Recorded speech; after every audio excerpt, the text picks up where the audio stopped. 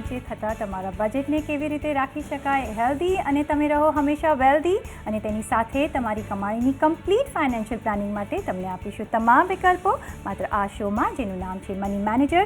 હું પ્રીતિ તમારું સ્વાગત કરું છું. મની મેનેજર રેટ કટ સ્પેશિયલમાં આજે આપણે વાત કરીશું આરબીઆઈ રેપો રેટ કટની અસર, કયા મુદ્દાઓ એના માટે નજર રાખવા જોઈએ ફ્યુચરમાં અને કેવા આવી શકે છે પરિણામો. 28મી ફેબ્રુઆરીએ જાહેર કરેલા બજેટમાં નાણામંત્રીએ ફિસ્કલ પોલિસીમાં નજીવો બદલાવ કર્યો હતો અને 3 વર્ષમાં નાણાકીય ખાદ્ય 3% પર પહોંચાડવાનું લક્ષ્યાંક રાખ્યું હતું. સાથે જ મોંઘવારી દર માટે પહેલી વખત બજેટમાં લક્ષ્યાંક રાખવામાં આવ્યો હતો. બીજી બાજુ આરબીઆઈ ગવર્નરે પહેલાં જ જાહેર કરી લીધું હતું કે બજેટમાં સરકારના અભિગમ પર તેમની ખાસ નજર રહેશે. લાગી રહ્યું છે કે રાજન અને આરબીઆઈ બજેટથી ખુશ છે અને એટલે જ બજેટ બાદ તરત બોનસ રૂપે સરપ્રાઇઝ રેટ કટ આજે સવારે આપ્યો છે. આરબીઆઈ અને સરકાર તરફથી તો સારા સંકેત છે. હવે બેંક ક્યારે આનો લાભ ગ્રાહકોને આપશે એ જોવાનું રહ્યું. મની મેનેજરમાં આજે આપણે આ જ મુદ્દા પર ચર્ચા કરીશું. વાત કરીશું કે આરબીઆઈના આ નિર્ણયથી શું અસર આવી શકે છે, બેંક્સ ક્યારે ઘટાડશે તેમના વ્યાજ દર. આ દરેક ચર્ચામાં આપણી સાથે જોડાઈ રહ્યા છે certified financial planner Gaurav Mashruwala. Gaurav, welcome to the show. અને પહેલો જે હું આજે તમને ક્વેશ્ચન પૂછીશ એ છે, આ બધા રેટ કટ, આ સેકન્ડ રેટ કટ આવી રહ્યો છે. 8માંથી 8.5% થયો, 8.5માંથી હવે 7.5% થયો છે. પણ આપણને ક્યારે એનો બેનિફિટ મળશે? બેંકો નિર્ણય લેશે. આમ જોવા જઈએ તો આપણને જે ફાયદો કે આપણને એનો બેનિફિટ ક્યારે મળે, તો એનો ફાયદો કે બેનિફિટ બે રીતે મળી શકે. પહેલી વસ્તુ હોય કે ફિક્સ ડિપોઝિટ. હવે ફિક્સ ડિપોઝિટના જો દર ઘટે તો આપણને નુકસાન જાય, પણ એ થવાનું જ છે. બીજો ફાયદો કઈ રીતે મળે કે આપણે જે લોન લીધી હોય, ક્યાં તો જો એ ફ્લોટિંગ રેટ પર હોય તો એનો રેટ ઘટે, અથવા ભવિષ્યમાં હવે જે લોન લેવાના હોઈએ એનો દર ઘટે. એટલે નક્કી એ કરવાનું રહે છે કે આપણે ધિરાણ કરનાર છીએ બેંકને, એટલે આપણે ડિપોઝિટ મૂકવનાર છે કે આપણે લોન લઈ રહ્યા છીએ, એની પરથી નક્કી થશે. જો આપણે લોન લઈ રહ્યા હોઈએ અને રેટ કટ આપણને થાય તો આપણને ફાયદો, જો ફિક્સ ડિપોઝિટમાં પૈસા મૂકી રહ્યા હોય ને વ્યાજનો દર ઘટે તો આપણને નુકસાન છે. બેન્કો ક્યારે કરશે? મારા ખ્યાલથી બેન્કો રાહ જોશે, કારણ કે એમાં તો ઇટ્સ ઓલ્સો માર્કેટ ડ્રીવન. એટલે બજારમાં બહુ પ્રેશર હશે ને જો બધી બેન્કો ઘટાડવાનું ચાલુ કરશે લોનના રેટ તો બધી જ બેન્કો ઘટાડશે. પણ જો થોડો સમય સુધી પકડી રાખ્યો એ લોકોએ રેટ, લગભગ માર્ચ અંત એપ્રિલ સુધી, તો કદાચ એટલી વાર બી લાગે. એટલે એ માર્કેટ ડ્રીવન છે, પણ બદલાવ આવવાનો એ નિશ્ચિત છે, કારણ કે જ્યારે આવા રેટ કટ થાય ત્યારે લિક્વિડિટી વધે અને પ્રવાહિતા, અને એને કારણે રેટમાં ફરક પડે છે. બરાબર છે, તમે એમ કહ્યું કે ઇટ્સ માર્કેટ ડ્રિવન. પણ તમને શું લાગે છે આજે જ્યારે આરબીઆઈ બેંકને આટલો બેનિફિટ આપી રહી છે, આટલું એમને રિફોર્મ બેંક્સ માટે કરી રહી છે રેટ ઘટાડીને, તો એ આપણને પાસ ઓન થતાં કેમ આટલી બધી વાર લાગી રહી છે? કારણ કે લાસ્ટ ટાઈમ જ્યારે બી આ કટ આવ્યો હતો ત્યારે 2-3 બેંકે જ 10 બેઝિસ પોઈન્ટ્સ સુધી ઓછું કર્યું હતું, પણ આપણને કેમ એનો લાભ હજી મળી નથી રહ્યો? કારણ કે બેન્કો પોતે વિથસ્ટેન્ડ કરી રહી છે. બેન્કોને પોતાને બી એમ છે, જો બેંકનો નફો ક્યારે વધારે થાય, નાણાકીય સંસ્થાનો, જે લોકો પૈસા આપણી પાસેથી ઓછા દરે લે, એટલે આપણને ફિક્સ ડિપોઝિટ પર જો ઓછું વ્યાજ આપે તો એ લોકોને ઓછા દરે પૈસા મળ્યા અને એટલે એ લોકોનો નફો વધારે. અને જો ધિરાણ ઊંચા દરે કરે, એટલે ઓછા દરે પૈસા લઈ અને ઊંચા દરે ધિરાણ કરે તો એ લોકોનો નફો વધે. હવે કોઈ બી નાણાકીય સંસ્થા હોય કે કોઈ પણ વ્યાપારી હોય તો નફો વધારે જ કરવો હોય, અને જેટલું નફો વધારે રળી લેવાય એટલો એને ફાયદો. એટલે જ્યાં સુધી એ લોકો કોમ્પિટિશનમાં નહીં આવે, કેમ કે એકવાર કોમ્પિટિશન થાય અને બીજી કોઈ નાણાકીય સંસ્થાઓ લોનના દર ઘટાડે તો પછી એનો ધંધો જાય એટલે પોતાનો રેટ ઘટાડે. એટલે આરબીઆઈ બી ઘણી બધી વાર પ્રેશરાઇઝ બેંકને કરતી હોય છે કે આ પાસ ઓન કરો, પણ તો બી થોડોક સમય એટલે લાગવાનો, કારણ કે બેન્કોની કોમ્પિટિશન પર નક્કી થશે. પહેલી વસ્તુ એ ઉપરાંત મોટી બેન્કો જેમ કે સ્ટેટ બેંક ઓફ ઇન્ડિયા કે આઈસીઆઈસીઆઈ બેંક કે એચડીએફસી બેંક, આ લોકો જો શરૂઆત કરશે તો બીજાઓ એ લોકોને ફોલો કરશે. પણ બહુ વખત નહીં લાગે. રેટ કટ આવશે, એનો ફાયદો કન્ઝ્યુમરને કે ગ્રાહકને મળશે, પણ એનો કેટલો સમય લાગશે કેવું મુશ્કેલ છે, પણ બહુ વાર નહીં લાગે. કારણ કે જ્યાં સુધી બેન્કોનો નફો, પાછો વર્ષનો અંત બી છે, એટલે થોડું લોકોને બેલેન્સ શીટ પોતાનું મજબૂત બનાવવું હોય, પીએનએલ મજબૂત બનાવવું હોય, એટલે થોડો વખત લાગશે, પણ ઇવેન્ચ્યુઅલી એ બેનિફિટ મળશે જ આપણને. જી ગૌરવ, તમે જેમ કહ્યું એમ કે પોતાની બેલેન્સ શીટમાં પણ એ લોકોને ફરક જોઈતો હશે, એટલે આપણને એઝ કન્ઝ્યુમર પાસ ઓન નથી કરી રહ્યા. તો શું પોતાના બેલેન્સ શીટ્સ અને પોતાના એનપીએને લગતા કે જે પણ એ લોકોના પ્રોબ્લેમ્સ હોય એને અત્યારે સુધારવા માટે આપણને તમને લાગે છે કે માર્ચ પહેલાં કોઈ આપણને એ લોકો સુવિધા આપશે કે બેનિફિટ આપશે? નોર્મલી તો એવું જોવામાં આવ્યું છે કે માર્ચ વખતે એફડીના રેટ વધી જાય, કારણ કે એ લોકોને એફડીના ટાર્ગેટ્સ હોય. એટલે હવે કદાચ એવી પરિસ્થિતિ જોવા મળે કે એફડીનો રેટ ઘટાડે નહીં, પણ જે અત્યારનો છે એ મેન્ટેન કરી રાખે, જેથી કરીને એ લોકોના ટાર્ગેટ્સ અચીવ થાય.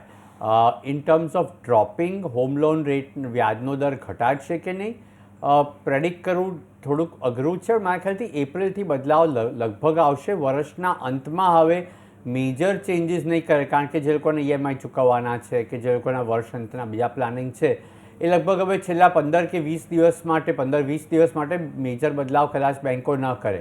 અને જો એનાઉન્સમેન્ટ કરી બી દે તો એને લાગુ કરતાં એપ્રિલ કરી નાખશે. એટલે જે લોકોને પોતાને લોન લેવાની હોય એ લોકો લોનની તૈયારી કરવા માંડે, એ લોકો જોવા માંડે. જો એ લોકોને ઓછા દરે મળતું હોય તો લઈ શકે, પણ જો લેવાની જ છે લોન અને જો તાત્કાલિક એને પેમેન્ટ નથી કરવાનું, એટલે હાઉસિંગ લોન હોય દાખલા તરીકે, અને આપણે ઘરમાંના પૈસા ચૂકવવા માટે થોડોક સમય હોય તો લોનની તપાસ કરી રાખો, પણ લોન સાઇન ઓફ ના કરતા. જો ગાડી લઈ લેવી છે, વેપારી છે, ગાડી લઈ લેવી છે અને કદાચ એમ છે કે ડેપ્રિસિએશન મળી શકે અને એનો ફાયદો મળતો હોય તો કદાચ થોડોક દર ઊંચો હોય તો બી એ ડોક્યુમેન્ટ સાઇન કરીને લોન લઈ લેવી. ફિક્સ ડિપોઝિટમાં પૈસા મૂકવા હોય તો થોડીક ઉતાવળ કરજો, કારણ કે જેવા બેન્કો લોનના દર ઘટાડશે એવી રીતે એફડીનો રેટ પણ ઘટાડશે. જેમ આગળ હું કહી ગયો એમ કે બેન્કોને ઊંચા રેટે ધિરાણ કરવું હોય, નીચા રેટે લેવું હોય. હવે જો ધિરાણનો દર નીચો કરે તો એફડીનો રેટ ઘટાડશે. જેને એફડી મૂકવી છે એ લોકો સહેજ ઉતાવળ કરી અને તપાસ કરીને જ્યાં સારો રેટ મળતો હોય ત્યાં આગળ એ લોકો એફડીમાં પોતાનું ઇન્વેસ્ટમેન્ટ કરી નાખે. જી, આ તો તમે કહ્યું કે જે આપણે પગલાં લેવાના હોય આપણે લેવા જોઈએ અને બધી જ માહિતી મેળવીને રાખવી જોઈએ અને બેસ્ટ પોસિબલ ટાઈમે લોન લેવી જોઈએ કે એફડીની જે મેચ્યોરિટી હોય કે એફડીને જો વધારે સમય માટે લેવી હોય તો આપણે કરવું જોઈએ.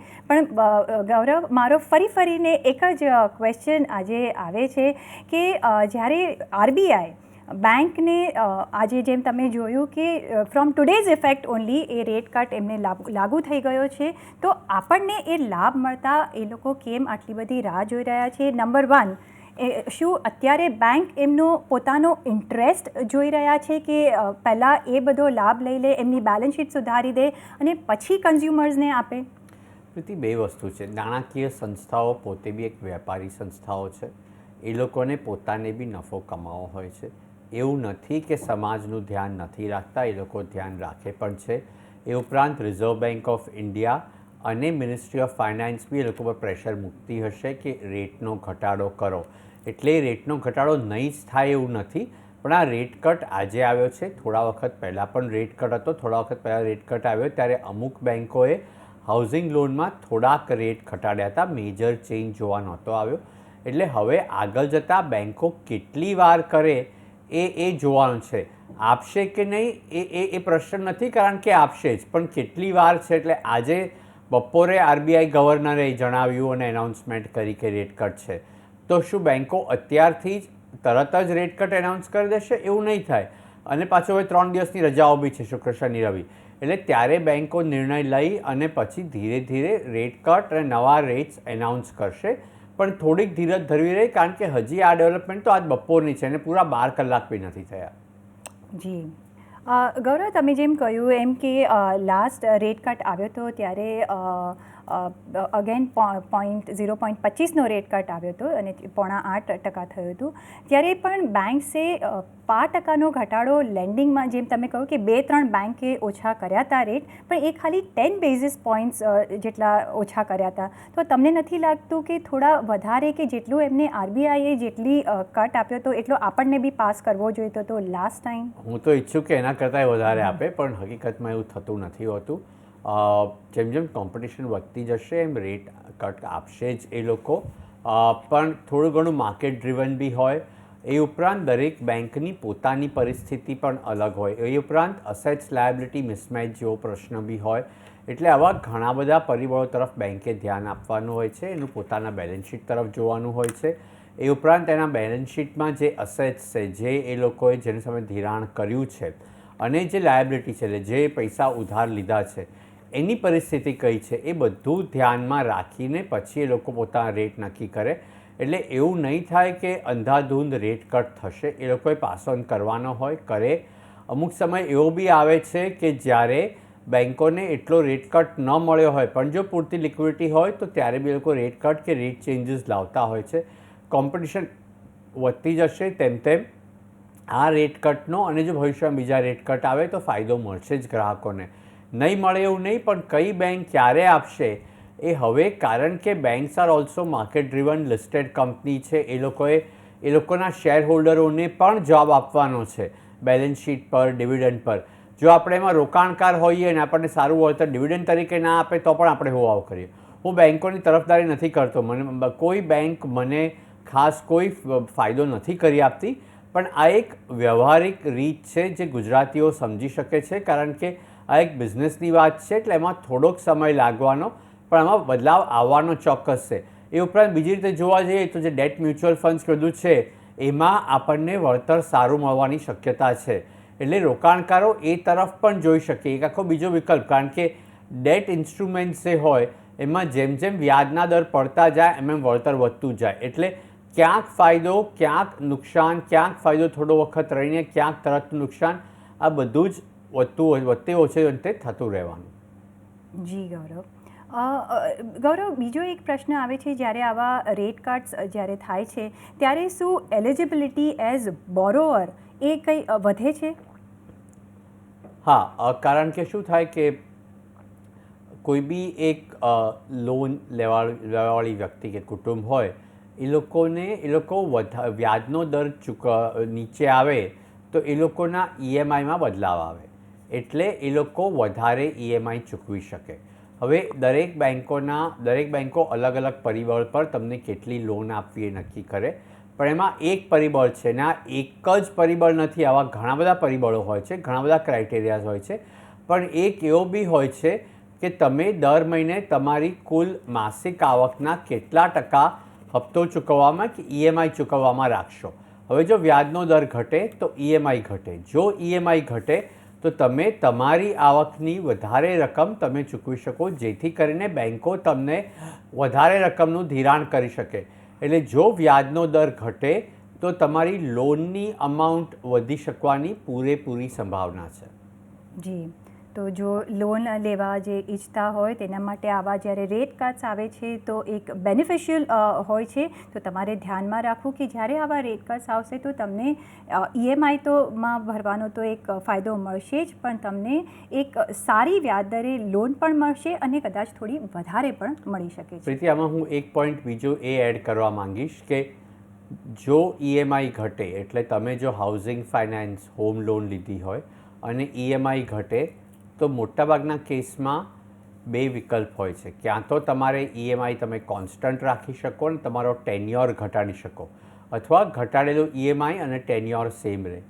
મોટાભાગના કિસ્સાઓમાં એક ફાઇનાન્શિયલ પ્લાનર તરીકે ગ્રાહકોને ધ્યાનમાં રાખીને મારું સૂચન એવું હશે કે ઈએમઆઈ કોન્સ્ટન્ટ રાખજો, કારણ કે તમે હવે ટેવાઈ ગયા છો બાકીની આવકમાં જીવવા. તમારી આવકમાંથી ઈએમઆઈ ચૂકવાયા પછી તમારી બાકીની રકમ જે હાથમાં રહે છે એની પર તમારો જીવન નિર્વાહ ચલાવતા શીખી ગયા છો, તમને ફાવટ આવી ગઈ છે, તમે કોઈક રીતે એડજસ્ટ કરી લો છો.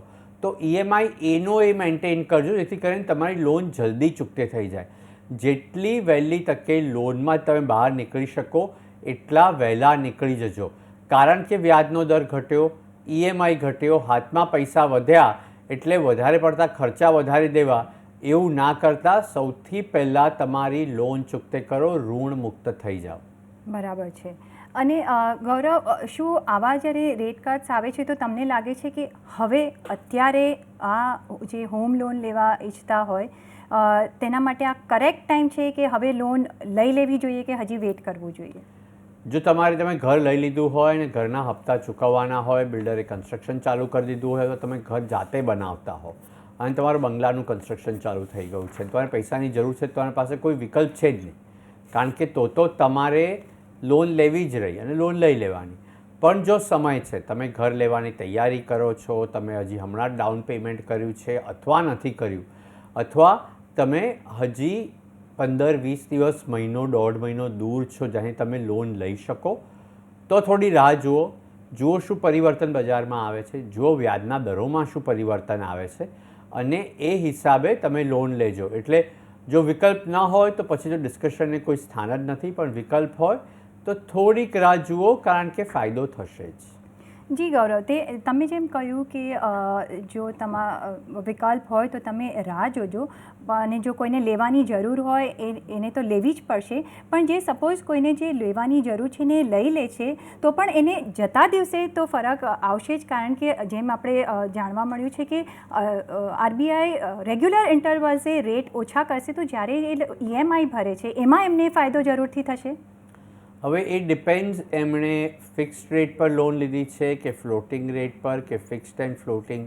જો ફિક્સ્ડ રેટ પર લોન હશે તમારી તો તમને ફાયદો નહીં થાય, કારણ કે તમે બેંકને એમ કહ્યું અથવા નાણાકીય સંસ્થાને એમ કહ્યું કે મારો વ્યાજનો દર કોન્સ્ટન્ટ રાખજો, બજારમાં વ્યાજના દરની વધઘટ થાય એનાથી મને કોઈ લેવા દેવા નથી. જો તમે ફ્લોટિંગ રેટ પર લોન લીધી હોય તો એના જે અમુક જે ટર્મ્સ એન્ડ કન્ડિશન્સ હોય છે, એમાં જે પ્રાવધાન હોય છે, જે જોગવાઈઓ કરી હોય છે, એ પ્રમાણે તમારા વ્યાજના દરમાં ફરક પડશે. એટલે તમારે કયા પ્રકારની તમારી લોન છે, આ થયું હાઉસિંગ લોનનું. મોટાભાગની જે કાર લોન હોય છે કે પર્સનલ લોન હોય છે, એમાં તો વ્યાજનો દર ફિક્સ્ડ જ હોય છે, એમાં કોઈ બદલાવ થતો નથી. એટલે એવા સંજોગોમાં તમને કોઈ જ ફાયદો નહીં મળે. એટ ધ મોસ્ટ રીફાઇનાન્સિંગના કદાચ વિકલ્પો મળે, એ બી મેં કાર લોનમાં બહુ ખાસ કંઈ સાંભળ્યા નથી, પણ પર્સનલ લોનમાં કેવું કંઈક કે તમે બીજા કોઈ ઇન્સ્ટિટ્યુશન પાસે તમારી લોન ટ્રાન્સફર કરીને તમે ત્યાંથી ઓછો દર ચૂકવો, પણ એમાં ઘણી બધી વાર પ્રોસેસિંગ ફી ને આપણે પેનલ્ટી ને બધું હોય, તે બધું ગણીએ તો સરવાળે એ જ થતું હોય છે. એટલે તમે કયા પ્રકારની લોનમાં છો, તમારી હોમ લોન છે, કાર લોન છે, પર્સનલ લોન છે, ફિક્સ રેટ પર છે કે ફ્લોટિંગ રેટ છે કે કોમ્બિનેશન છે, એની પર ડિપેન્ડ થશે કે તમને શું લાગુ પડશે. જી ગૌરવ, અને સપોઝ જો ફિક્સ રેટ પર હમણાં લીધી હોય જો લોન, અને ફ્યુચરમાં એમ લાગે કે રેટ બહુ જ ઘટી રહ્યા છે, તો ફિક્સમાંથી શું ફ્લોટિંગમાં આપણે ચેન્જ કરી શકીએ છીએ લોન? હા, ફિક્સમાંથી ફ્લોટિંગમાં ચેન્જ થાય, એના અમુક ખર્ચા લાગુ ઘણી બધી બેન્કો કે નાણાકીય સંસ્થાઓ કરતી હોય છે, ઘણી બધી નથી કરતી. એટલે તમારે એ જોવું પડશે કે તમને તમારી નાણાકીય સંસ્થા ફિક્સમાંથી ફ્લોટિંગમાં જવા માટે કોઈક બીજા સર્વિસ ચાર્જ કે એડમિનિસ્ટ્રેટિવ ચાર્જ લગાવે છે કે નહીં, એ લાગુ પડે છે કે નહીં, એ લાગુ પડે છે તો કેટલા પડે છે, અને એનો તમારા ઓવરઓલ લોન રીપેમેન્ટમાં અને ઓવરઓલ ફાઇનાન્સીસમાં કેટલો ફરક, એ ગણતરી સૌથી પહેલાં કરી લેવી અને ત્યાર પછી જ બદલાવ કરવો. પહેલી વસ્તુ એ એક થંબ રૂલ જેને કહીએ કે જનરલ રૂલની જો એપ્લિકેબિલિટીની વાત કરતા હોઈએ આપણે, તો જો તમારી લોન હવે હજી તમે 5-7 વર્ષથી કે એનાથી વધારે રાખવાના હો તો ફ્લોટિંગ રેટમાં જ રહેવું. પણ જો તમારી લોનની અવધિ, લોનનો સમય લગભગ 3 થી 5 વર્ષની અંદર પૂરો થઈ જવાનો હોય તો ફિક્સ રેટ કન્ટિન્યુ રાખજો, કારણ કે જેમ સ્ટોક માર્કેટ, ઇક્વિટી માર્કેટમાં આપણે લગભગ દરેક દસકામાં 1 થી 2 ઇન્ટરેસ્ટ રેટની સાયકલ જોઈએ છે, એવી રીતે વ્યાજના દરોમાં પણ બિઝનેસ સાયકલ્સમાં જેમ ચડ ઉતર થાય એવી રીતે વ્યાજના દરોમાં પણ ચડ ઉતર થાય. એટલે આજે તારીખમાં આપણે જોઈએ તો 1997ની આસપાસ હોમ લોન્સ, અને હું હોમ લોનની વાત કરું છું, હોમ લોનના રેટ 17, 17.25, 17.5% હતા. ત્યાંથી ઘટીને 7-7.5% દર બી થયા, પાછા વધીને 11-11.5% સુધી 11.5% સુધીનો હોમ લોન રેટ ગયો, અને અત્યારે લગભગ 10-10%ની આસપાસ છે. એટલે આવી સાયકલ્સ તો રહેવાની જ. ઓકે, તો લોંગ ટર્મ માટે હોય તો તમારે ઓફકોર્સ જો તમે અત્યારે લોન લેવાના હોય તો ફ્લોટિંગ રેટ પર રાખજો. સાથે ગૌરવ, કોઈ વખત એવી રીતે પણ જોવા મળ્યું છે કે જ્યારે આવા રેટ કટ્સ આવે છે ત્યારે જે નવા લોન લેવાના હોય છે, નવા લોન ધારકોને તો ઓફકોર્સ બેનિફિટ મળે જ છે, પણ એમાં જે ઓલ્ડ લોન્સ હોય એને બહુ એટલો ખાસ ફાયદો થતો નથી. થોડુંક નાણાકીય સંસ્થા પાછળ ફોલોઅપ કરવું પડે. જે એગ્રીમેન્ટ હોય છે એમાં ચોખ્ખી જોગવાઈ હોય છે, પણ એ લોકો ઘણીવાર જાણતા, ઘણીવાર અજાણતા, ઘણી બધી વાર અજાણતા બી હોય છે, એ બદલાવ કરવાનો રહી જાય છે. એટલે તમારે એ ધ્યાન દોરવું, કારણ કે જો માથાકૂટ કરવાની જ હોય, લખાપટ્ટી કરવાની જ હોય તો વધુ હિતભર્યું આપણા માટે એ છે કે અત્યારે તરત જ બેંકને કાગળ લખી અને બને ત્યાં સુધી આ બધી વસ્તુઓ લેખિત આપવી અને એની પર એક એકનોલેજમેન્ટ લઈ લેવું કે વ્યાજનો દર બદલાયો છે, હવે મારો રેટ શું એપ્લિકેબલ રહેશે. એ ભલે એવો કાગળ તમારે વર્ષમાં 2 વાર આપવો પડે, પણ 2 વાર કાગળ લખવાનું સહેલું છે. પણ જો તમે 3 કે 4 મહિના બી તમારો રેટ કટ ના થાય, વધારે EMI ચૂકવ્યો, તો એ પૈસા પાછા મેળવતો તમને નાકે દબાવશે. આમ તો બાકી હવે રિઝર્વ બેંકની ક્લિયર ગાઈડલાઇન્સ છે કે તમને ચોખ્ખે ચોખ્ખું બેંક રેટને જે બેંકનો રેટ હોય એના જોડે લિંક્ડ હોય અને એની વધઘટ પ્રમાણે તમારો ફ્લોટિંગ રેટ ચેન્જ થવો જોઈએ. પણ જો બેંકે જાણતા કે અજાણતા ન કર્યું તો નુકસાન તો આપણું જ છે ને પછી લખાપટ્ટી કરવા કરતાં પહેલેથી લખાપટ્ટી કરી લેવી સારી. બરાબર છે. તો જે જૂના લોન ગ્રાહકો છે એમને આ ધ્યાનમાં રાખવું કે જો તમારે આવો રેટ કાર્ડ્સ આવે છે ને તમને તમારા જો એગ્રીમેન્ટમાં લખ્યું હોય છે ને તમને એનો બેનિફિટ નથી મળતો તો તમારે ઇન્સ્ટિટ્યુશન પાસે જવું જોઈએ અને એમની એક લેખિત પણ એક અરજી નાખી દેવી જોઈએ. ગૌરવ, અત્યારે તમે જેમ કહ્યું કે હવે જેવી રીતે રેટ કટ્સ થાય છે ત્યારે એફડીના પણ રેટ્સ ઘટે છે, તો તમને શું લાગે છે, તમે પહેલાં બી કહ્યું કે અત્યારે આપણે લોંગ ટર્મ એફડી પ્લાનમાં પૈસા મૂકી દેવા જોઈએ અને આપણું ઇન્ટરેસ્ટ લોક ઇન કરી લેવું જોઈએ, તો શું લોંગ ટર્મ એફડીમાં રાખવા જોઈએ કે બીજા વિકલ્પ તરફ as for example post office જેના રેટ નથી ઘટવાના કે નેશનલ સેવિંગ સર્ટિફિકેટ કે બીજો વિકલ્પ છે કે કિસાન વિકાસ પત્ર, ડેટ ફંડ, એમાં આપણા પૈસા ટ્રાન્સફર કરવા જોઈએ, ઇન્વેસ્ટ કરવા? એમાં 2 પ્રકારની પ્રોડક્ટ્સની તમે વાત કરી. તમે જે પોસ્ટ ઓફિસની અલગ અલગ પ્રોડક્ટ્સની વાત કરી, કિસાન વિકાસ પત્ર કે નેશનલ સેવિંગ સર્ટિફિકેટ કે પબ્લિક પ્રોવિડન્ટ ફંડ, એના દર તો સરકાર નક્કી કરતી હોય છે અને એમાં એટલો બધો ફેરબદલ થતો નથી હોતો. વર્ષનો અંત છે એટલે કદાચ આવતા વર્ષથી કરે તો નવાઈ નહીં. ફિક્સ ડિપોઝિટના રેટ હવે બજારને આધીન છે. વર્ષો પહેલાં એવું નહોતું, આથી 20-25 વર્ષ પહેલાં એવું નહોતું, રિઝર્વ બેંક નક્કી કરતી હતી, પણ હવે એવું નથી, બજારને આધીન છે. એટલે લાંબા ગાળાની ફિક્સ ડિપોઝિટ કરવી હોય તો મહેરબાની કરીને તાત્કાલિક પગલાં લો, ઉતાવળે પગલાં લો અને તમારી ફિક્સ ડિપોઝિટ ખોલાવી લો. ત્યાર પછીનો પ્રશ્ન છે ડેટ ફંડ. એમાં 2 પ્રકારના ડેટ ફંડ હોય છે. થોડુંક ટેકનિકલ છે, એક્રુઅલ ફંડ્સ અને ડ્યુરેશન બેઝ ફંડ. હવે જે એક્રુઅલ ફંડ્સ જે હોય છે, હવે આની સ્ટ્રેટેજી તમને કોણ કે તો fund house, mutual fund house કે તમારા એડવાઇઝર પણ કહી શકે. જે એક્રુઅલ બેઝ ફંડ હોય છે એની ફિલોસોફી એવી હોય છે કે એ લોકો આપણી પાસે જે પૈસા ભેગા કર્યા એ બોન્ડ્સમાં રોકાણ કરે, ગવર્મેન્ટ સિક્યોરિટીમાં રોકાણ કરે અને પછી છેલ્લે સુધી, એટલે 10 વર્ષના બોન્ડ હોય 10 વર્ષ સુધી રોકાણને કંઈ બદલાવ ના કરે કે 5 વર્ષના હોય તો 5 વર્ષ. એટલે એ એમાં પૈસા રોકી રાખે, એની લે વેચ ન કરે, એને એક્રુઅલ, એટલે લોકો એમાં વ્યાજ જે હોય એને એક્રુ થવા દે. આ એક સાદી પરિભાષા કરી, ટેકનિકલી થોડો ફરક છે. એમાં તમને એનએવીની વધઘટ થાય પણ લાંબે ગાળે તમને સારું વળતર મળે. એટલે જે એક્રુઅલ બેઝ ફંડ છે એમાં રેટ કટ આવશે તો તમને તરત કંઈ લાંબે ગાળે ફરક નહીં પડે, અત્યારે થોડો એમાં ફરક પડી શકે. જે ડ્યુરેશન બેઝ છે એટલે જે વ્યાજના દર પ્રમાણે વધઘટ કરતા હોય છે, લે વેચ કરતા હોય છે, એમાં જેમ જેમ વ્યાજનો દર ઘટતો જાય તેમ તેમ વળતર વધતું જાય. એટલે કારણ કે રેટ કટ થયો છે એટલે એનએવીમાં વૃદ્ધિ થશે. એનો વિરોધાભાસ હોય છે. When interest rate drops, bond prices go up. ક્યારેક જો વધારે સમય હશે તો હું સમજાવી શકીશ કે એવું કેમ થાય, પણ એવા ફંડમાં તમે ઇન્વેસ્ટ કર્યું હોય તો તમે કન્ટિન્યુ કરો કારણ કે તમને વધારે વળતર મળશે. પણ એમાં એટલું ધ્યાન રાખવું કે તમારા ગોલ્સ પર ધ્યાન રાખજો અને ખાસ કરીને ફાઇનાન્શિયલ પ્લાનર આ રીતની જ સલાહ આપે. કારણ કે એવું ન થાય કે તમારે પૈસાની જરૂર હોય ને ત્યારે પાછો કંઈ રેટમાં ફેરબદલ થાય અને આપણે ધાર્યું હોય કે આપણને અમુક પૈસા મળશે ને એને બદલે પૈસા થોડા ઓછા મળે. એટલે ગોલ્સ પર તો પહેલું ધ્યાન રાખવું, પણ જે ડ્યુરેશન બેઝ ડેટ ફંડ હશે એના વળતરમાં વૃદ્ધિ થવાની. જી, તો જેમ ગૌરવે કહ્યું એમ એફડી માટે જો તમે રોકાણ કરતા હો તો લોંગ ટર્મ માટે કરી લેવું, પણ અને ડેટમાં બી તમે કરી શકો છો, પણ ઇટ ડિપેન્ડ્સ કે તમારા ફાઇનાન્શિયલ ગોલ્સ કયા છે, તો એ ધ્યાનમાં રાખીને તમારે તમારું ઇન્વેસ્ટમેન્ટ ચાલુ રાખવું જોઈએ અથવા બદલવું જોઈએ. ગૌરવ, બીજું એક છે કે બજેટમાં આ વખતે ઘણા બધા રિફોર્મેટિવ બજેટ આવ્યું છે, ગવર્મેન્ટે ઘણા બધા રિફોર્મ્સ લાવવાની કોશિશ કરી છે, તો શું આ રેટ કટ આપણા ગવર્મેન્ટને ઇકોનોમિક ગ્રોથના પગલાંને સપોર્ટ કરશે? સરકારે બે વાત કરી. એક તો ઇન્ફ્લેશનના દરને કાબૂમાં રાખવો અને બીજું વૃદ્ધિ. નોર્મલી રેટ કટથી બજારમાં પૈસા વધારે આવે, બેન્કો વધારે ધિરાણ કરી શકે, એનાથી ઉદ્યોગને, વેપારીઓને, કોર્પોરેટ્સને પૈસા સરળતાથી મળે અને એનાથી ઇકોનોમીમાં એક ગ્રોથ થાય. એ રીતે જોવા જઈએ તો ગ્રોથ માટે રેટ કટ સારો હોય, પણ થોડો વધારે વખત ચાલે તો લોકો સસ્તા દરે લોન મળતી હોય એટલે જરૂર ના હોય તો બી વસ્તુઓ ખરીદવા માંડે, અને જેમ જેમ એ લોકો વસ્તુ ખરીદતા જાય એમ એની માંગ વધતી જાય, અને જો માંગ વધતી જાય તો ફુગાવો વધે.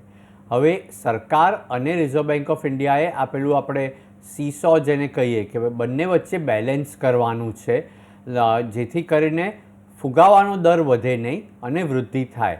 એટલે રેટ કટથી અત્યારે તો સરકારને અને આરબીઆઈને એવું લાગે છે કે ફુગાવાના દર પર વધારે અસર નહીં થાય, ફુગાવાનો દર વધશે નહીં, પણ વૃદ્ધિ માટે આ પૈસાનો ઉપયોગ થશે, અને એટલે એમણે રેટ કટ આપ્યો છે. જી ગૌરવ, આજની આ ચર્ચા એકદમ ગૌરવ રસપ્રદ રહી છે, અને છેલ્લે પણ મારો એક જ પ્રશ્ન રહે છે કે આપણા આ જે રેટ કટ આરબીઆઈએ બેંકને આપ્યો છે, જે રેપો રેટનો, આપણને ક્યારે એનો ફાયદો થશે? અને એઝ સીએનબીસી બજાર અમે ડિમાન્ડ કરીએ છીએ કે હવે જલ્દીથી જલ્દી રેટ કટ આપે અને આ કન્ઝ્યુમર્સને બી પાસ થાય. એકચ્યુઅલી પ્રીતિ બે વસ્તુ માંગજો કે એફડીમાં રેટ પડે નહીં અને આ રેટ કરે. યસ, એફડીમાં રેટ પડે નહીં, એફડીમાં રેટ વધે અથવા સેમ રહે. એટલે આપણને તો બધું જ જોઈએ, પણ વાંધો નહીં, માંગવામાં વાંધો શું છે. કરેક્ટ, જી. અને ગૌરવ, આ બધી જ વાતચીત માટે આપનો આભાર. અને પર્સનલ ફાઇનાન્સને લગતા તમારા સવાલ અમને મોકલી શકો છો તમારું નામ, શહેર, ઉંમર તેમજ તમારા કોન્ટેક્ટ નંબર સાથે. ઈમેલ કરો અમને money@network18online.com પર. ફેસબુક પર સંપર્ક કરો facebook.com/CNBC બજાર પર, અને ટ્વીટ પણ કરી શકો છો twitter.com/CNBC બજાર પર.